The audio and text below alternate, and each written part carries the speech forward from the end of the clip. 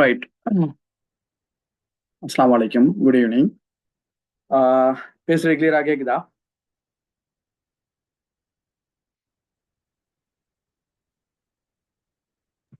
ஓம் sir. Right. Okay. Right. இப்ப இதுல இந்த வருஷம் எக்ஸாம் எழுதின நிறைய பேர் இருப்பீங்கன்னு நினைக்கிறேன். ஓ லெவல் எக்ஸாம் எழுதினவங்க இருக்கிறீங்களா?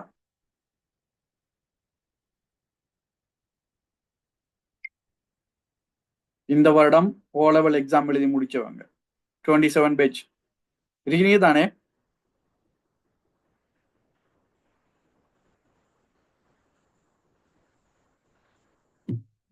நீங்க மைக் அன்மியூட் பண்ணி பேசலாம்.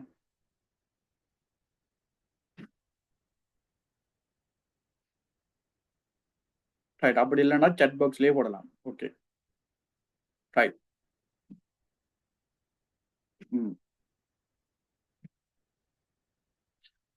ரைட். அப்ப ஸ்டார்ட் பண்ண முந்தி ஃபர்ஸ்ட்டுக்கு இந்த பாடத்தை பத்தி ஒரு இன்ட்ரோடக்ஷன் ஒன்று தரணும் உங்களுக்கு.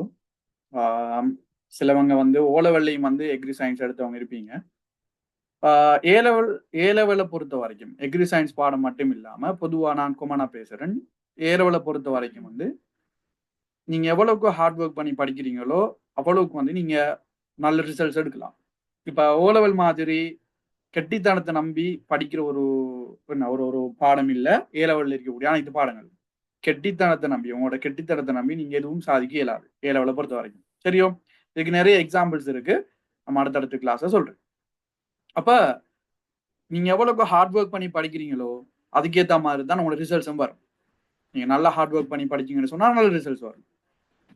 நீங்க படிக்காம எக்ஸாம் நடக்கிறதுக்கு உங்களோட ஏ லெவல் எக்ஸாம் நடக்கிறதுக்கு ஒரு 2 மாசத்துக்கு முந்தி நீங்க படிச்சீங்கன்னு சொன்னா நீங்க நினைக்கிற அளவுக்கு ரிசல்ட்ஸ் எடுக்க இயலாது.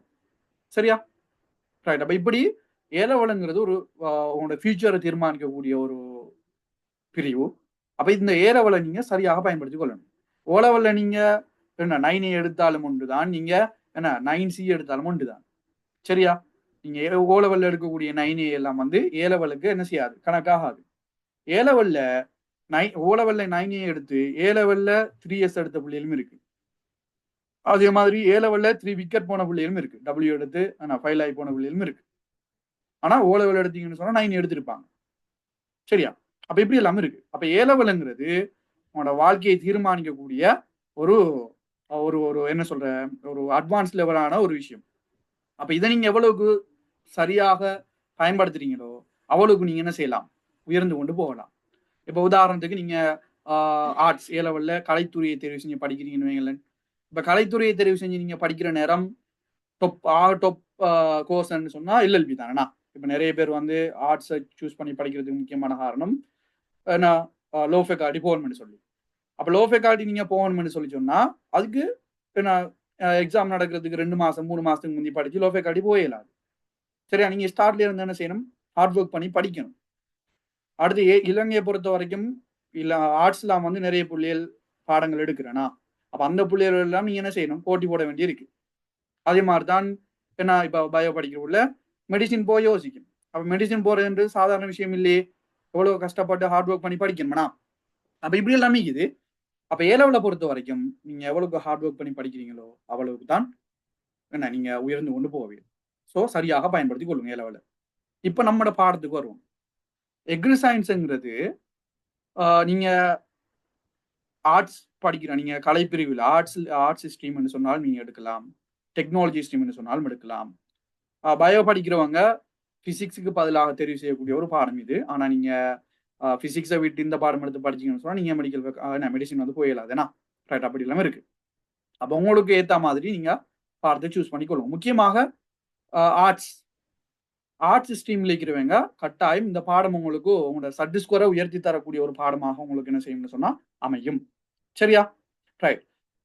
அப்ப அதனால ஃபெஸ்ட்டுக்கு இந்த பாடத்தை பொறுத்த வரைக்கும் உங்களுக்கு மொத்தமாக 19 யூனிட்ஸ் இருக்கு. சரியோ? அப்ப 19 யூனிட்ஸ் தான் நம்ம கவர் பண்ணணும்னு சொன்னா நமக்கு இந்த பாடமே வந்து கம்ப்ளீட்டா முடியும். இப்போ உங்களுக்கு ஏர்லியா ஸ்டார்ட் பண்ணிக்கிறதால எப்படியும் உங்களோட எக்ஸாம் நடக்குது 2027ஆம் ஆண்டு எக்ஸாம் நடக்கிறதுக்கு முன்பாக உங்களோட சிலபஸ் எல்லாம் இன்ஷா அல்லாஹ் கம்ப்ளீட் பண்ணிடுவேன். அதுக்கு பிறகு நம்ம ஃபுல்லா பேப்பர் தான் செய்வோம். உங்களுக்கு தியரி கிளாஸ் போய்க்கொண்டிருக்கிற டைம்ல வந்து 2026ஆம் ஆண்டு நவம்பர் டிசம்பர் காலப்பகுதியில் அடுத்த வருஷம் நவம்பர் டிசம்பர்ல எல்லாம் உங்களுக்கு பேப்பர் கிளாஸ் நான் ஸ்டார்ட் பண்ணிடுவேன். சரியா? அப்போ பேப்பர் கிளாஸ் ஸ்டார்ட் பண்ணி உங்களோட ஃபைனல் எக்ஸாம் வரைக்கும் உங்களுக்கு தியரி கிளாஸும் போய் கொண்டிருக்கும், பேப்பர் கிளாஸும் போய் கொண்டிருக்கு. சரியா? ரைட். அடுத்த விஷயம் உங்களுக்கு சொல்லிக் கொள்றேன். நீங்க இந்த எந்த பாடமாக இருந்தாலும், நீங்க எந்த எந்த ஒரு ஸ்ட்ரீமாக இருந்தாலும், நீங்க என்ன பாடம் தெரிவு செஞ்சாலும் கட்டாயம் கேள்வி அடிப்படையில் படிக்கணும். பாஸ் பேப்பர்ல வாங்கி செஞ்சு பார்க்கணும். சரியா? நீங்க தியரியை மட்டும் பாடமாக்கி இருப்பீங்கன்னு சொன்னா கஷ்டம். சரியோ? அது நம்மட பாடத்தை பொறுத்த வரைக்கும், எக்ரி சயின்ஸை பொறுத்த வரைக்கும் நீங்க தியரியை மட்டும் பாடமாக்கி கொண்டிருந்தீங்கன்னா மிச்சம் கஷ்டம். ஒரு சில யூனிட் இது நம்ம பாடமாக்கினா சரி. பெரும்பாலான யூனிட்டுகள் நீங்க விளங்கி தான் படிக்க வேண்டியிருக்கு. அதுக்காக யோசிக்க வேணாம், கஷ்டமா இருக்கும் அப்படின்னா யோசிக்க வேணாம். சரியா? நமக்கு தேவை ஏ லெவல்ல நமக்கு தேவை என்ன? லோ ஃபேக்கல்டி போகணும், அல்லது நல்ல கோர்சஸ் வந்து நம்ம அப்ளை பண்ணி போகணும். அப்ப அதுக்கு நமக்கு தேவை நல்ல சர்டி ஸ்கோர். அப்ப நல்ல சர்டி ஸ்கோர் எடுக்கணும்னு சொன்னா நம்ம என்னென்ன பாடத்தை சூஸ் பண்ணா நல்ல சர்டி ஸ்கோர் எடுக்கலாம் என்றது எல்லாரும் தெரிஞ்சிருப்பீங்கன்னு நினைக்கிறேன். சரியா? ஃபர்ஸ்ட்டுக்காக தெரிஞ்சு கொள்ளும். என்னென்ன பாடத்தை நம்ம சூஸ் பண்ணணும்னு சொன்னா நல்ல சர்டி ஸ்கோர் எடுக்கலாம், நல்ல நல்ல கோர்சஸ் வந்து போகலாம். காலத்துக்கு ஏற்ற மாதிரி கோர்சஸ்க்கு நம்ம அப்ளை பண்ணி போகணும். சரியோ? அப்ப அதுகளை ஃபர்ஸ்ட்டுக்கு எல்லாரும் அறிஞ்சு கொள்ளுங்க, அதுகளை தேடி படிக்குங்க. ஏற்கனவே நீங்க உங்களோட ஓ லெவல் எக்ஸாம் முடிஞ்சதுக்கு பிறகு நிறைய செமினார்ஸ், ப்ரோக்ராம்ஸ் எல்லாம் நடந்திருக்கு. நானும் நிறைய போஸ்டர் எல்லாம் பார்த்துட்டேன்னா, இந்த பாடங்கள் எப்படி சூஸ் பண்ற என்ற விஷயம் எல்லாம் வந்து நிறைய பேர் வந்து விளங்கப்படுத்தியிருந்தாங்க. அப்படி நீங்க நிறைய செமினார்ஸ் அப்படி இதெல்லாம் கலந்து கொண்டிருப்பீங்கன்னு நினைக்கிறேன். அப்போ உங்களுக்கு ஒரு ஐடியா ஒன்று கிடைச்சிருக்கு. சரியா? பாடங்கள் நீங்க எடுக்கக்கூடிய பாடங்கள் உங்களுக்கு அதிகமான சர்டி ஸ்கோரை கொண்டு வரக்கூடிய ஒரு பாடமாக இருக்கணும். அதே மாதிரி ஈஸியாக நம்ம என்ன நல்ல நல்ல கோர்சஸ் வந்து அப்ளை பண்ணி போற அளவுக்கு உங்களோட பாடங்களை நீங்க சூஸ் பண்ணி கொள்ளுங்க. ஒரு சில பாடங்கள் இருக்கு, அந்த பாடங்கள் நீங்க எடுத்தீங்கன்னு சொன்னா ஏ எடுத்தா தான் நல்ல சர்டி ஸ்கோர் வரும். ஏன்னா நிறைய போட்டி நிறைய பேர் எடுக்கிறதால அந்த பாடங்களுக்கு போட்டியும் கூட. அது மாதிரி நிறைய விஷயங்கள் இருக்கு இதுல. ரைட், நான் அதை பத்தி கதைக்க வரல, அது இன்னொரு நாள் அதை பத்தி பேசுவோம். ரைட். அப்ப நம்ம பாடத்தை பொறுத்த வரைக்கும் நான் ஏற்கனவே சொன்ன மாதிரி ஒரு சில யூனிட் நீங்க விளங்கி படிக்கிற பாடமாக்கிற மாதிரியும், மற்ற யூனிட் எல்லாம் வந்து விளங்கி படிக்கிற மாதிரி தானே இருக்கு. அவ்வளவு மொத்தமாக 19 யூனிட் வந்து இருக்கு. இதெல்லாம் விளங்கிட்டா? இப்ப நான் சொன்ன முக்கியமான விஷயம் விளங்கிட்டா?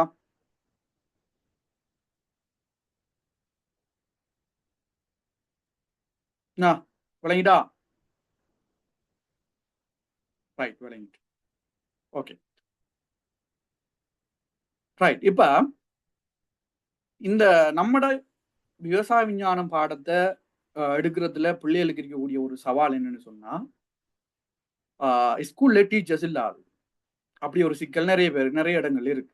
ஸ்கூல்ல டீச்சர்ஸ் இல்லை இந்த பாடத்துக்கு என்று சொல்லி நிறைய இடங்கள்ல ஒரு சிக்கல் ஒன்று இருக்கு. நீங்க அதை பத்தி யோசிக்க வேண்டிய எந்த ஒரு அவசியமும் இல்லை. நம்மட கிளாஸை பொறுத்த வரைக்கும் உங்களோட ஃபைனல் எக்ஸாம் முடிகிற வரைக்கும் நம்மளோட கிளாஸ் வந்து நடக்கும். உங்களோட ஃபைனல் எக்ஸாம் நீங்க போற வரைக்கும் நம்மளோட இந்த கிளாஸஸ் வந்து கண்டினியூவா நடக்கும். சரியா? நம்மளோட கிளாஸ்ல உங்களுக்கான பேப்பர் செய்வோம், அதே மாதிரி யூனிட் ரிவிஷன் செய்வோம், அதே மாதிரி தியரி படிப்போம், சகல விதமான விடயங்களும் நம்மளோட கிளாஸ்லயே செய்வோம். அதனால நீங்க இன்னொரு இடத்த போய் படிக்க வேண்டும் என்ற எந்த ஒரு அவசியமும் வந்து இல்லை. சரி, அவங்களோட ஃபைனல் எக்ஸாம் வரைக்கும் கண்டினியூவாக எங்களோட கிளாஸஸ் வந்து நடக்கும். சரியோ? ரைட். அடுத்தது நீங்க செய்ய வேண்டியது சொல்ற வேலைகளை செய்யணும். கிளாஸ்ல இதை படிச்சுட்டு வாங்கடா, படிச்சுட்டு வரணும். இந்த சாப்டரை பார்த்துட்டு வாங்கடா, பார்த்துட்டு வரணும். எக்ஸாம் அடுத்த வீக் எக்ஸாம் இருக்கு, ரெடி ஆகணும்னு சொன்னா எக்ஸாமுக்கு படிக்கணும், நல்ல ரிசல்ட்ஸ் எடுக்க பார்க்கணும். சரியா? ரைட். அப்ப இதெல்லாம் நம்ம அடுத்தடுத்த கிளாஸ்ல பேசுவோம். இப்ப நம்மளோட பாடம் சம்பந்தமாக சரி டவுட்கள் இருக்கா உங்களுக்கு? இருந்தா கேளுங்க பாப்போம். இந்த பாடம் எடுக்கிறது சம்பந்தமாக அல்லது நம்ம கிளாஸஸ் சம்பந்தமாக யார் சரி டவுட்கள் இருக்கா? இருந்தா கேட்கலாம்.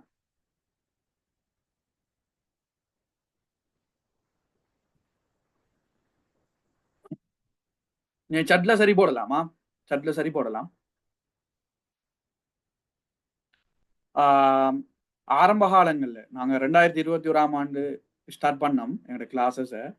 அந்த டைம்ல எல்லாம் 2021, 22, 23 காலப்பகுதியில எல்லாம் அதிகமான ஸ்டூடெண்ட்ஸ் வந்து ஜாயின் ஆவாங்க. ஆனா இப்ப ஸ்டூடெண்ட்ஸ் மிச்சம் குறைஞ்சிட்டாங்க. என்ன காரணம்னு சொன்னா பிசிக்கல் கிளாஸ் ஸ்டார்ட் ஆகிட்டு. ஏன்னா இப்போ ஆன்லைன் கிளாஸ்ல நிறைய பேர் வந்து ஈடுபாடு காட்டல. ஆனா ஒரு விஷயத்த நீங்க விளங்கிக் கொள்ளணும், ஆன்லைன் கிளாஸோ பிசிக்கல் கிளாஸோ நீங்க நினைச்சா தான் படிக்கலாம். சரியா? அது உங்களை பொறுத்து தானே இருக்கலாம். நான் படிப்பேன்னு நீங்க நினைச்சீங்கன்னு சொன்னா நீங்க எந்த கிளாஸா இருந்தாலும் படிக்கலாம். நம்மளோட கிளாஸை பொறுத்த வரைக்கும் உங்களுக்கு லைவா படிக்கிற ஒரு எக்ஸ்பீரியன்ஸ் தான் கிடைக்கும். சரியா? நீங்க அதை பத்தி யோசிச்சே தேவையில்ல. Right, okay. இப்போ நம்மளோட பாடத்துல யூனிட் 1 ஸ்டார்ட் பண்ணுவோம். நம்ம பாடத்துல யூனிட் 1 ஸ்டார்ட் பண்ணுவோம். ரைட்,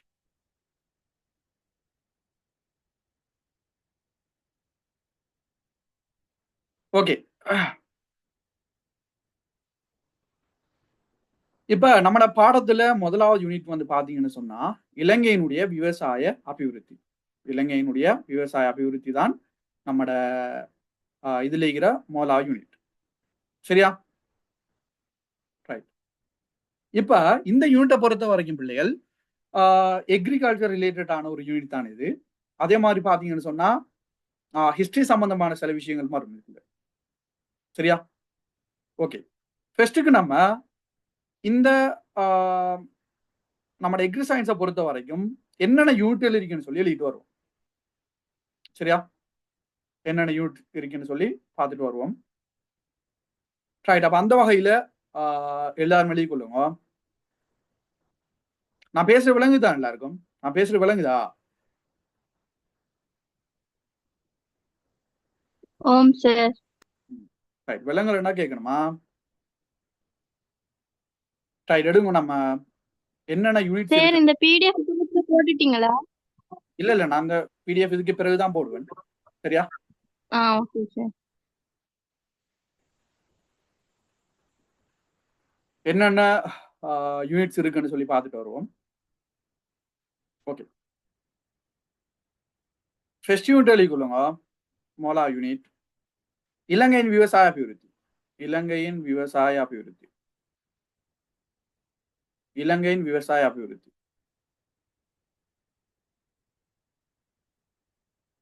இலங்கையின் விவசாய அபிவிருத்தி. ரைட். இரண்டாவது யூனிட் எழுதிக்கொள்ளுங்க. செகண்ட் யூனிட் பயிர்ச்செய்கையில் காலநிலை காரணிகளின் செல்வாக்கு. பயிர்ச்செய்கையில் காலநிலை காரணிகளின் செல்வாக்கு. பயிர்ச்செய்கையில் காலநிலை காரணிகளின் செல்வாக்கு. இது உங்களோட செகண்ட் யூனிட்.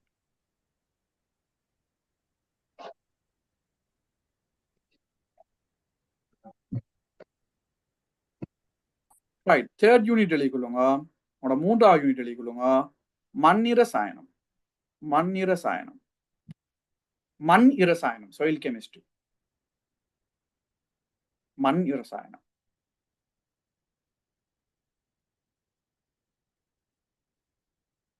மண் இரசாயனம். நாலாவது யூனிட் எழுதிக்கொள்ளுங்க. தாவர போசனை. தாவர போசனை. தாவர போசனை. தாவர போசனை.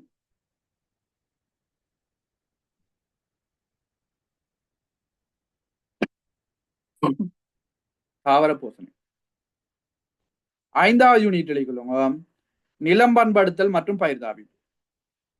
நிலம் பண்படுத்தல் மற்றும் பயிர் தாவிப்பு. நிலம் பண்படுத்தல் மற்றும் பயிர் தாவிப்பு.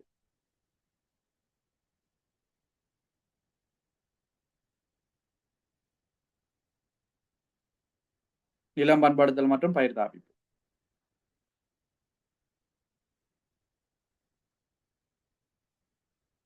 ரைட். ஆறாவது யூனிட் எழுதிக்கொள்ளுங்க. ஆறாவது யூனிட் எழுதிக்கொள்ளுங்க. நீர்ப்பாசனம் மற்றும் வடிகால் அமைப்பு. நீர்ப்பாசனம் மற்றும் வடிகால் அமைப்பு. நீர்ப்பாசனம் மற்றும் வடிகால் அமைப்பு.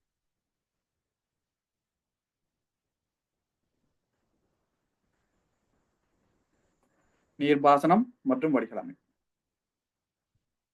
அடுத்து 7வது யூனிட் எழுதிக்கொள்ளுங்க. தாவர உடற்றொழிலியல். தாவர உடற்றொழிலியல். தாவர உடற்றொழிலியல். தாவர உடற்றொழிலியல்.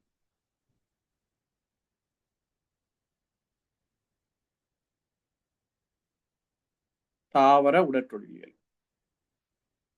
ஓகே. 8வது யூனிட் எழுதிக்கொள்ளுங்க. தாவர இனப்பெருக்கம். 8வது யூனிட் தாவர இனப்பெருக்கம். தாவர இனப்பெருக்கம். தாவர இனப்பெருக்கம்.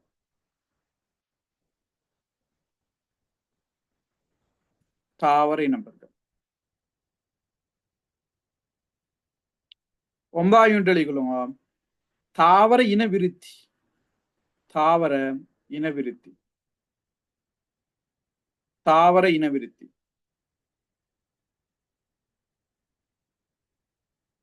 தாவர இனவிருத்தி.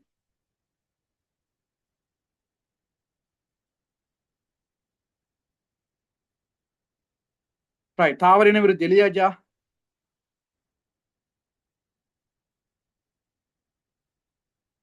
என்ன எழுதிட்டீங்களா?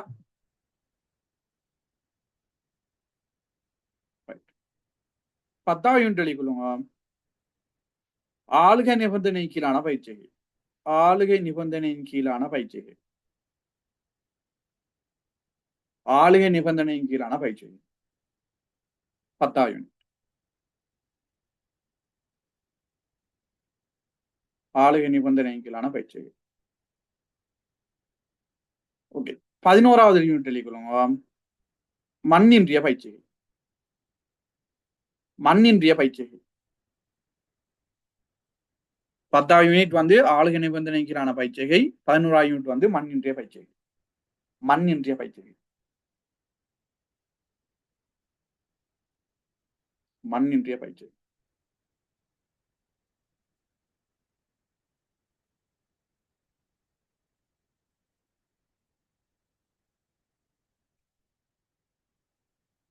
மண்ணின்றிய பயிற்சிகை. ஓகே. எழுதியாச்சா? எழுதிட்டீங்களா? கதைங்கள எழுதியாச்சா? ஓம் சார். ஓகே. இப்ப கவனிங்க எல்லாரும். இது உங்களோட ஃபர்ஸ்ட் இயருக்குரிய சிலபஸ். உங்களோட 12ஆம் ஆண்டு ஃபர்ஸ்ட் இயருக்குரிய சிலபஸ் தான் இந்த 11 யூனிட்டும். மொத்தமா உங்களுக்கு 19 யூனிட் இருக்கு. அப்ப இதுல 11 யூனிட் வந்துட்டு உங்களோட ஃபர்ஸ்ட் இயருக்குரிய யூனிட். அடுத்த செகண்ட் இயர் 13ஆம் ஆண்டுக்குரிய யூனிட் வந்து 12ஆம் யூனிட்ல இருந்து 10ஆம் யூனிட் வரைக்கும் உங்களுக்கு 13ஆம் ஆண்டுக்குரிய யூனிட். அப்ப அதெல்லாம் நம்ம அடுத்த கிளாஸ்ல பார்ப்போம். ரைட். அப்ப இதுல இந்த யூனிட்ல நம்ம இன்னைக்கு பார்க்க வேண்டியது ஃபர்ஸ்ட், அதாவது இலங்கையின் விவசாய அபிவிருத்தியை பத்தி தான் பார்க்க போறோம். அப்ப இந்த யூனிட்டை நீங்க எடுத்தீங்கன்னு சொன்னா இதுல ஒரு ஆக பேசிக்கான ஒரு யூனிட், மிச்சம் ஈஸியான ஒரு யூனிட் தான். ஃபுல்லா தியரி பாடமாக்குறான்னு இதுல வேலை. இந்த யூனிட்ல நீங்க பாடமாக்குறான் வேலை. சரியா? அப்படி சின்ன ஒரு யூனிட், மிச்சம் ஈஸியான ஒரு யூனிட். சரியா? ரைட். இப்ப நம்ம ஃபர்ஸ்ட் யூனிட்ல போவோம். முதலாவது விவசாயம் என்று சொன்னா என்னன்னு பார்ப்போம். நம்ம நாட்டை பொறுத்த வரைக்கும் நம்ம நாடு இலங்கை ஒரு என்ன நாடு? இலங்கை ஒரு எது சார்ந்த நாடு? சொல்லுங்க பாப்போம்.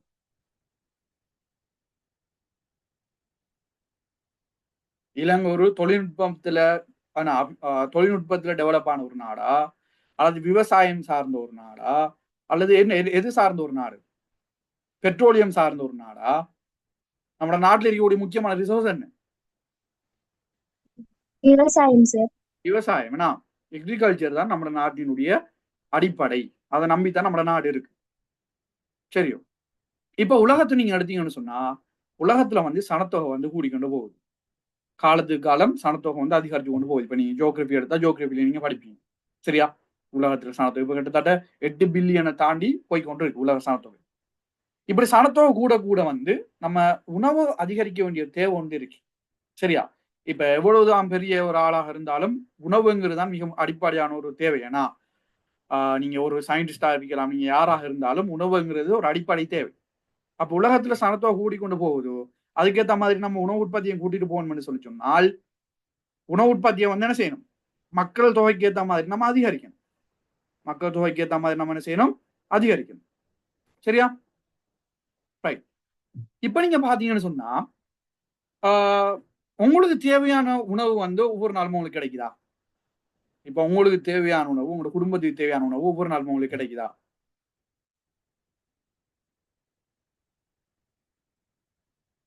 சொல்லுங்க, கிடைக்குதா இல்லையா?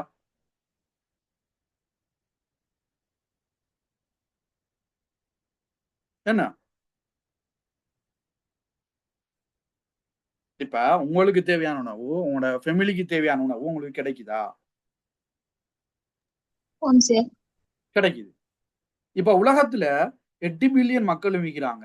அந்த 8 பில்லியனுக்கு அதிகமான மக்களுக்கு தேவையான உணவு வந்து கிடைக்கணும்னு சொன்னா, இப்ப இருக்கக்கூடிய உலக நிலைமைய வச்சு அந்த 8 பில்லியனுக்கு தேவையான உணவு வந்து உற்பத்தி செய்றதுன்றது கஷ்டமான ஒரு விஷயம். ஏனென்றா, உலகத்துல வந்து நிலப்பரப்பு குறையும்.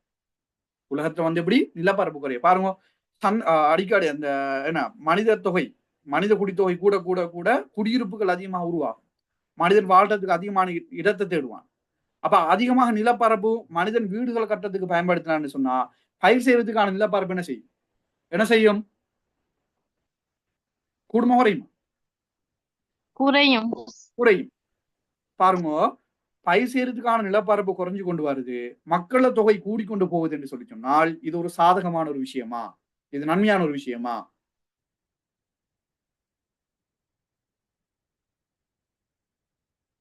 என்ன? நன்மையான ஒரு விஷயமா இல்லையா? இல்ல. ஏன்னா, காலப்போக்குல இதன் மூலமாக நெறைய மக்களுக்கு உணவு பற்றாக்குறை ஏற்படுறதுக்கு வாய்ப்பு இருக்கா இல்லையா? ஏன் பயிர் செய்யறதுக்கு நிலம் பற்றாக்குறையா இருக்கு. சரியா? அப்ப பாருங்க, இது ஒரு பெரிய ஒரு பிரச்சனைனா. இது ஒரு பெரிய ஒரு பிரச்சனை. ரைட். யார் டவுட் இருக்கா? டவுட் இருந்தா கேட்கணுமா? ரைட். அப்ப இப்படி இருக்கிற பட்சத்துல, உலக நாடுகள் என்ன செஞ்சிருக்குன்னு சொன்னா, சயின்ஸ என்ன செய்றாங்கன்னா, அக்ரிகல்ச்சர்க்குள்ள புகுத்துறாங்க. சயின்ஸ் என்ன என்ன செய்றாங்க? விஞ்ஞானத்த விவசாயத்துக்குள்ள புகுத்துறாங்க.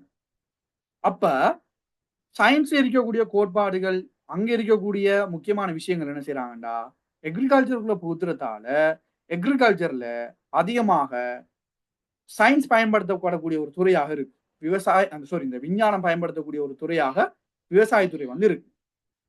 இப்ப உலகத்துல டெக்னாலஜி அதிகமா வளர்ந்ததால, ஒரு குறிப்பிட்ட சின்ன நிலப்பரப்பு எடுத்தீங்கன்னா, அந்த நிலப்பரப்புல என்ன செய்றாங்கன்னு சொன்னா, அதிகமான பயிர்கள வந்து செய்றாங்க. செய்யக்கூடிய வாய்ப்பு வந்து கிடைச்சிருக்கு. அதுக்கான காரணம் என்னன்னு சொன்னால், விஞ்ஞானத்தினுடைய வளர்ச்சி. சரியா? அப்ப நான் இதெல்லாம் இவ்வளவு நேரம் காய்ச்சது எதுக்குன்னு சொன்னா, இப்ப விவசாயம்டா என்ன? அதுக்குள்ள என்னென்ன பிரச்சனைகள் இருக்கு? ஏன் இது தேவைன்றத தான் காய்ச்சேன் நான். சரியோ? இந்த யூனிட் ஃபுல்லா நம்ம பார்க்க போறது இத பத்தி தான். சரியா? ரைட். இப்ப ஃபர்ஸ்ட்க்கு நம்ம எழுதிட்டு வருவோம். விவசாயம்னா என்னன்னு எழுதிட்டு வருவோம். சரியா? ஓகே. எழுதிக் கொள்ளுங்க எல்லாரும். எழுதிக் கொள்ளுங்க. ஆ நீங்க ஒரு ரஃப் ஷீட் அல்லது வேற ஒரு காப்பில எழுதுங்க. பிறகு நான் இந்த டியூட்டர் குரூப்ல போடுவேன். அப்ப குரூப்ல போட்டதுக்கு பிறகு நீங்க பிரிண்ட் அவுட் எடுத்து அத பார்த்து எழுதிக் கொள்ளலாம் இதுல. சரியா? விளங்குதா சொல்றது?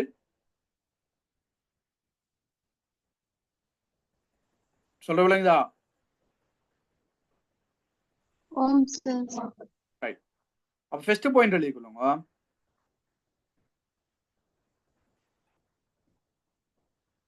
ரைட். உணவுக்காக அல்லது பிறிதொரு தேவைக்காக உணவுக்காக அல்லது பிறிதொரு தேவைக்காக உணவுக்காக அல்லது பிறிதொரு தேவைக்காக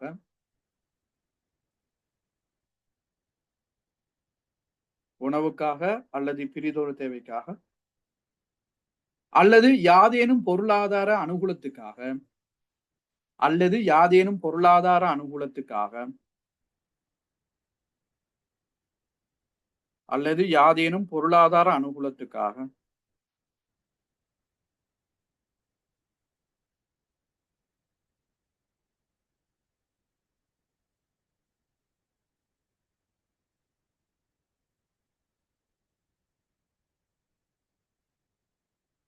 உணவுக்காக அல்லது பிறிதொரு தேவைக்காக அல்லது யாதேனும் பொருளாதார அனுகூலத்துக்காக பயிர்ச்செய்கை மற்றும் விலங்கு வளர்ப்பில் ஈடுபடும் பயிர்ச்செய்கை மற்றும் விலங்கு வளர்ப்பில் ஈடுபடும் பயிர்ச்செய்கை மற்றும் விலங்கு வளர்ப்பில் ஈடுபடும்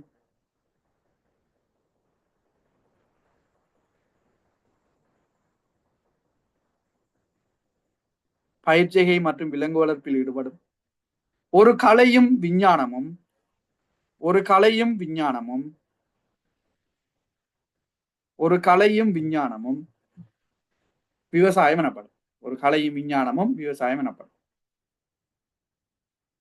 உணவுக்காக அல்லது பிறிதொரு தேவைக்காக அல்லது யாதேனும் பொருளாதார அனுகூலத்துக்காக பயிர்ச்செய்கை மற்றும் விலங்கு வளர்ப்பில் ஈடுபடும் ஒரு கலையும் விஞ்ஞானமும் விவசாயம் என்று சொல்லி சொல்லப்படும். விவசாயம் என்று சொல்லி சொல்லப்படும்.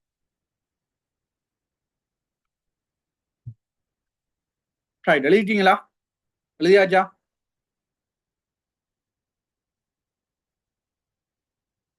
ஆம் சார். ரைட். இப்ப அடுத்த பாருங்க, விவசாயத்தில் அடங்கும் துறைகள் அல்லது விவசாயத்துறை மீது பங்களிப்பு செய்யும் துறைகள். இந்த விவசாயத்தை எடுத்தீங்கன்னா இந்த விவசாயத்துக்கு கீழே பிள்ளைகள் 4 உப பிரிவுகள் இருக்கு. 4 உப பிரிவுகள் வந்து காணப்படுது. சரியா? அது என்னன்னு சொல்லி பார்ப்போம். முதலாவது எழுதிக்கொள்ளுங்க, பயிர்ச்செய்கை. பயிர்ச்செய்கை. முதலாவது பிரிவு என்ன? பயிர்ச்செய்கை. பயிர்ச்செய்கை.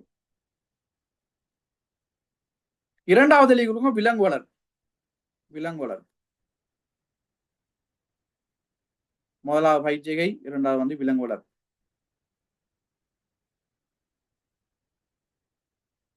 பயிர்ச்செய்கை, விலங்கு வளர்ப்பு. மூன்றாவது எழுதிக்கொள்ளுங்க, மீன்பிடி. மீன்பிடி. மீன்பிடி. நான் டியூட்டை உங்களுக்கு பிறகு குரூப்ல போடுவேனா, ஸோ உங்களுக்கு பிரிண்ட் அவுட் எடுத்துக்கொள்ளையிலும். பிரிண்ட் அவுட் எடுத்துக்க பிறகு இதை பார்த்து எழுதிக்கொண்டா சரி. சரியா? இந்த ஃபெஸ்டிவ் பொறுத்த வரைக்கும் ஃபுல்லா தியரி தான். சரியோ? அதனால நம்ம இப்படி மெதுவா பார்த்துட்டு போனா சரி. உங்களுக்கு 3ஆவது யூனிட்ல இருந்து தான் உண்மையான எக்ரிகல்ச்சர்னா உண்மையான எக்ரி சயின்ஸுக்குள்ள போகும். நம்ம இந்த ஃபெஸ்ட் யூனிட் 2வது யூனிட்ல நான் படிக்க போறது எக்ரிகல்ச்சர் தான். 3ஆவது யூனிட்ல இருந்து தான் எக்ரி சயின்ஸுக்குள்ள நம்ம என்ட்ரு ஆகும். சரியா? நிறைய பெரிய டாபிக் எல்லாம் படிக்க வேண்டியிருக்கு. இன்ட்ரெஸ்டான விஷயம் எல்லாம் பார்க்க வேண்டியிருக்கு. நம்ம அதெல்லாம் அடுத்தடுத்த கிளாஸ்ல ஒவ்வொன்றா பார்க்கலாம். சரியா? ரைட். 3வது மீன்பிடி. 4வது எழுதிக்கொள்ளுங்க, காடு வளர்ப்பு. காடு வளர்ப்பு. காடு வளர்ப்புன்னு சொல்லுவோம் அல்லது வன வளர்ப்புன்னு சொல்லுவேன்னா, காடு வளர்ப்பு. காடு வளர்ப்பு. அப்ப இந்த விவசாயத்துறையில் எடுத்தீங்கன்னு சொன்னா விவசாயத்துறையில பங்களிப்பு செய்யக்கூடிய 4 உபபிரிவுகள் இருக்குன்னா, அப்ப என்னென்ன உபபிரிவுகள்? என்னென்ன?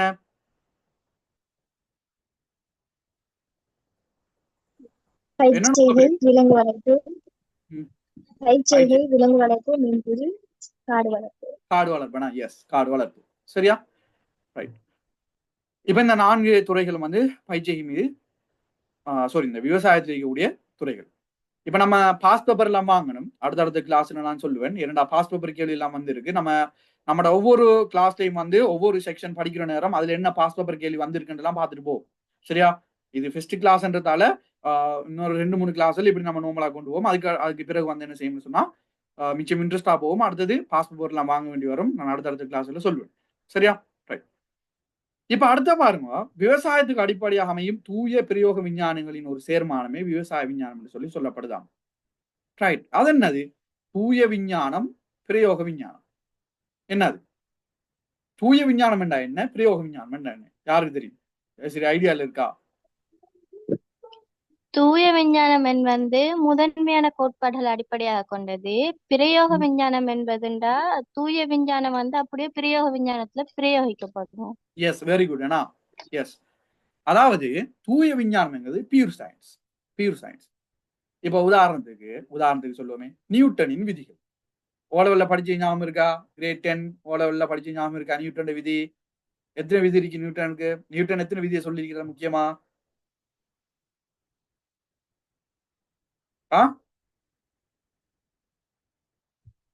நியூட்டனின் விதிகள் படிக்கலையா சயின்ஸ்ல? எஸ், 3. எஸ், 3. இப்ப அந்த 3 வந்து என்ன, இயந்திரங்கள்ல உருவாக்குற நேரம் அதுல பயன்படுத்துவாங்க, மெஷினரியை உருவாக்குற நேரம் பயன்படுத்துவாங்க, மற்றது வேற வேற இடங்கள்ல வந்து அந்த விதிகள் வந்து பயன்படுத்தப்படும். சரியா? அதே மாதிரி இப்ப கலப்பு பிறப்பாக்கம் என்று ஒன்று இருக்கு, விகார பிறப்பாக்கம் என்று ஒன்று இருக்கு. இப்ப நீங்க உதாரணத்துக்கு சொல்லுமே, இந்த பப்பாசி பழம். எஸ், பப்பாசி பழத்தை எடுத்தீங்கன்னா பப்பாசி பழத்துக்குள்ள அதிகமான வித்துகள் இருக்கும். ஆனா வித்துகள் இல்லாத பப்பாசி பழம் இருக்கா இல்லையா? வத்த பழம், பப்பாசி பழம் எல்லாம் வித்துக்கள் இல்லாத பழங்களும் இருக்கா இல்லையா? இருக்கு சார். இருக்குன்னா அதே மாதிரி இந்த ஒரேஞ்ச், ஏன்னா ஒரேஞ்ச் பழம் எல்லாம் வந்து வித்துக்கள் இல்லாத பழங்கள் இருக்கு. நம்ம வாயில போட்டு சாப்பிட வேண்டிய மட்டும்தான். ஆனா உண்மையா இயற்கையாக இருக்கக்கூடிய ஒரேஞ்ச் பழம் நம்ம எடுத்தோம்னா அதுக்கு வித்துக்கள் இருக்கு. அப்ப அதை நம்ம சாப்பிடுற டைம்ல வந்து நமக்கு அது என்ன செய்யும்? டிஸ்டர்பா இருக்கும். ஆனா இப்ப என்ன செஞ்சுட்டாங்கன்னா வித்துக்கள் இல்லாத பழங்களையும் வந்து உற்பத்தி செய்யறாங்க. உண்மையா இது ஒரு விகார பிறப்பாக்கம். இது ஒரு விகார பிறப்பாக்கம். நம்ம 9ஆம் இதை பத்தி படிப்போம். சரியா? அப்ப பாருங்க, சயின்ஸ்ல இருக்கக்கூடிய ஒரு ஒரு ஒரு ஒரு கோட்பாடு எக்ரிகல்ச்சர்ல அப்ளை பண்ணப்படுது. விகார பிறப்பாக்கம் என்ற ஒரு கோட்பாடு ஒன்று இருக்கு. அந்த நிறமூர்த்ததெல்லாம் மாற்றி அமைப்பாங்க. அந்த கோட்பாட்டை வச்சு என்ன செய்றாங்கன்னா, எக்ரிகல்ச்சர்ல அத பயன்படுத்துறாங்க. அப்ப நம்ம தியரியா படிக்கக்கூடிய அந்த விகார பிறப்பாக்கம்ங்கிற கோட்பாடு அது ஒரு பியூர் சயின்ஸ், தூய விஞ்ஞானம். அந்த பியூர் சயின்ஸ் நம்ம என்ன செய்றோம், எக்ரிகல்ச்சருக்குள்ள பிரயோகிக்கிறோமா இல்லையா, அப்ளை பண்ணி பார்க்கிறோமா இல்லையா, அப்ப அது வந்து அப்ளை சயின்ஸ், பிரயோக விஞ்ஞானம். அப்ப தூய விஞ்ஞானம்ங்கிறது ஒரு ஒரு தியரி வடிவில் இருக்கும். பிரயோக விஞ்ஞானம் அப்ளைட் சயின்ஸ்ங்கிறது அதை பிரயோகிக்கக்கூடிய ஒரு செயற்பாட்டு வடிவில் அது இருக்கு. நான் சொல்றது இப்ப ஃப்ரிக்ஷன் இருக்கு, உராய்வு இருக்கு. உராய்வுங்கிறது பிசிக்ஸ்ல இருக்கக்கூடிய ஒரு ஒரு ஒரு கான்செப்ட் என்ன, உராய்வு, ஃப்ரிக்ஷன். அந்த உராய்வை வச்சு தான் நம்ம வாகனங்கள் வந்து என்ன செய்யுது, வாகனங்கள்ல சக்கரங்கள் வந்து உற்பத்தி செய்யப்படுது. உதாரணத்துக்கு சக்கரங்கள் சொல்லிக்கிறேன், இன்னும் நிறைய இருக்குன்னா ஒயிலெல்லாம் நம்ம போற வாகனத்துக்கு எதுக்கு, உராய்வு நிற்கிறதுக்காக தானே. இப்போ வாகனங்களை டயர் எடுத்தீங்கன்னு சொன்னா அங்க உராய்வு உராய்வு அதிகமாக இருக்கக்கூடியவாறு டயர்கள் உற்பத்தி செய்யப்படுது. நல்ல டயர் தேஞ்சுன்னு சொன்னா பிரேக் பிடிச்சாலும் வாகனம் நிற்காது, கொண்டு என்ன செய்யும், எக்ஸன் படக்கூடிய ஒரு நிலைமை, விபத்து ஏற்படக்கூடிய நிலைமை. என்ன காரணம்னு சொன்னா அந்த டயர்ல வந்து தவாளிப்புகள் இல்லாம இருக்கும். அப்ப உராய்வு வந்து குறைவாக இருக்கும். அப்ப உராய்வு குறைவாக இருக்கிற நேரம் விபத்துகள் ஏற்படக்கூடிய வாய்ப்புகள் கூடும். அப்ப பாருங்க, உராய்வுங்கிற ஒரு ஒரு ஒரு விஷயம் எங்க இங்க ஒரு ஒரு வாகனத்தை